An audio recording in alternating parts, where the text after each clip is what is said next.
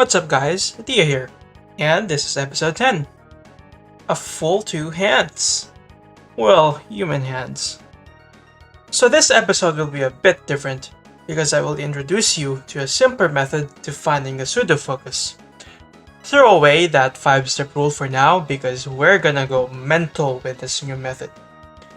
To start, let's examine x squared and its PF, which is 0, 1/2.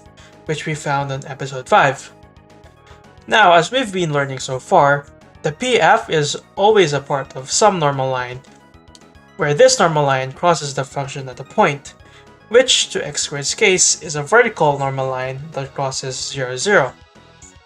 Now mark this, a lot of good things happen when the normal line is vertical. 1. The PF and the point the normal line crosses have the same x value. 2. The slope on the point it crosses is horizontal.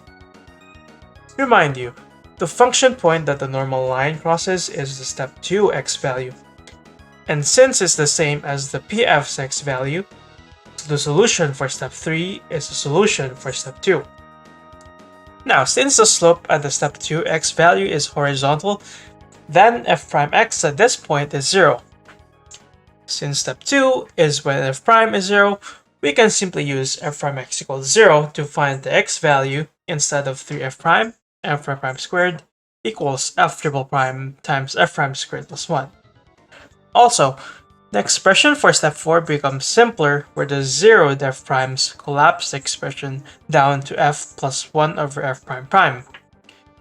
In summary, when the normal line is vertical, step 2 is when f prime equals 0, step 2 equals step 3, and step 4 equals f plus 1 over f prime prime.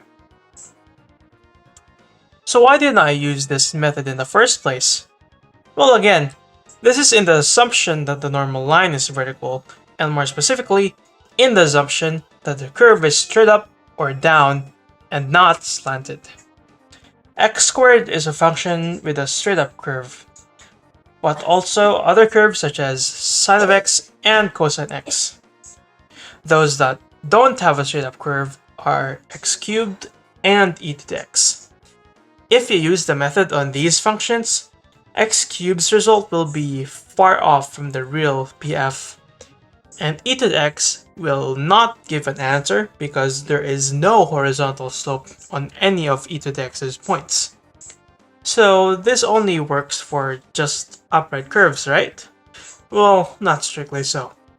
We can actually use this method on graphs with slanted but straight enough curves for us to, mark this, approximate the pseudo-focus. Therefore, this is called the approximate method. So, when is the approximate method useful? Well, for one, it is useful when you're dealing with polynomials with super steep curves like, for example, x cubed minus 9x squared minus 81x plus 69. If we use the regular 5-step rule to this, the f prime, and f triple prime will be sort of short at first, but when we get to step 2, you will be met with algebraic hell. And if you happen to manage step 2, then step 3 and 4 will be the 8 lower circles of that hell because then you have to plug the overwhelming step 2 value. Because of this, we have to rely on the simple approximate method. Okay, let's try this method. Now for step 1, we only need to find f prime for the equation for step 2, which is also step 3, and f prime prime for the expression for step 4. There's no need for f triple prime. That f is weird. So using the power rule to x cubed minus 9x squared minus 81x plus 69, f prime becomes 3x squared minus 18x minus 81, and f double prime becomes 6x minus 18. Now for step 2 and also 3, we find f prime equals 0, where 3x squared minus 18x minus 81 equals 0. Doing your quadratic equations, we get 3 times x minus 9 times x plus 3 equals 0. So x equals 9 and x equals -3. These are our x values for the pseudo-focus. Now we do step 4 with the equation f plus 1 over f prime prime. Plugging the f's, we get x cubed minus 9x squared minus 81x plus 69 plus 1 over 6x minus 18. So step 4 is the only worrying part because it's still a bit overwhelming with algebra. Either way, let's plug the step 2 x values to this expression, where from plugging 9 we have 729 minus 729 minus 729 plus 69 plus 1 over 54 minus 18. The terms combine to negative 660 plus 1 over 36. This expression approximates to negative 659.972. This is our first y value. Let's do the one for x equals negative 3. Doing so gives us negative 27 minus 81 plus 243 plus 69 plus 1 over negative 18 minus 18. Again, the terms combine to 204 minus 1 over 36, and this expression approximates to 23.972. This and negative 659.972 are our y values of pseudo-focus. With both x and y values, we can do step 5 where we have 9, negative 659.972, and together 3, 203.972. Now, when we plot these points on the graph, we can see that each is inside the curvature with a seemingly precise placement. But when you plot the normal map, it may still seem accurate, but when you zoom in a lot, the results we have visually diverge from the tip. Let's get used to this method with another example, say ln x plus 1 over 8x. I chose this one because this one has a steep curve, but not fully upright. Also because it has somewhat simple derivatives. To start, let's find f prime and f prime prime for this function. So the f prime of ln x plus 1 over 8x is 1 over x minus 1 over 8x squared. While the next derivative of this is negative 1 over x squared plus 1 over 4x cubed. Now that we have our derivatives, we find f prime equals 0. So basically, 1 over x minus 1 over 8x squared equals 0. Let's transpose the right term, making 1 over x equals 1 over 8x squared. Next, we multiply x squared to both sides, giving us 8x equals 1. Lastly, dividing the 8, we get x equals 1/8. This, then, is our x value to plug into the y component, which is f plus 1 over f prime prime. Plugging the f's to the expression, we get ln x plus 1 over 8x plus 1 over 1 over 4x cubed minus 1 over x squared.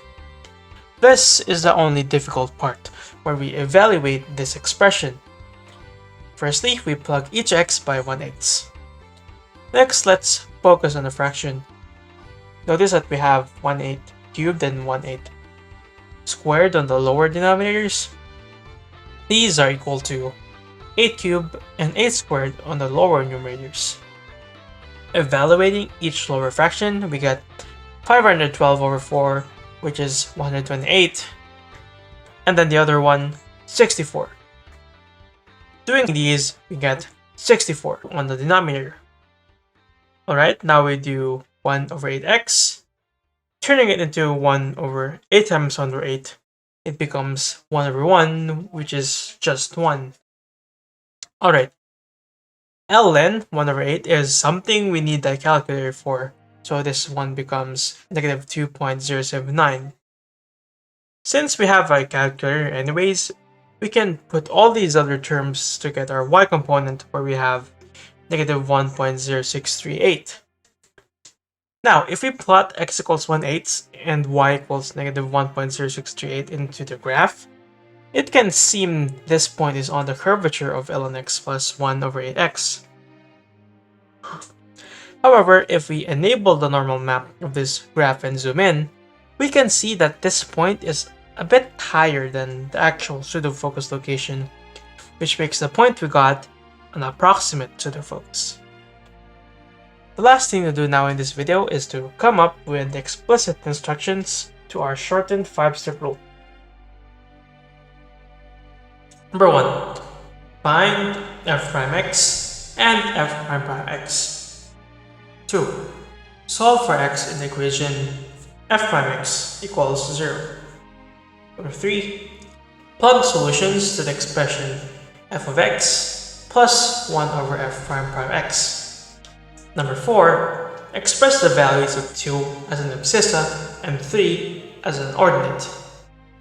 Number 5. There is no step 5. Well, would you look at that? No step 5 for the approximate method, making 4 steps only.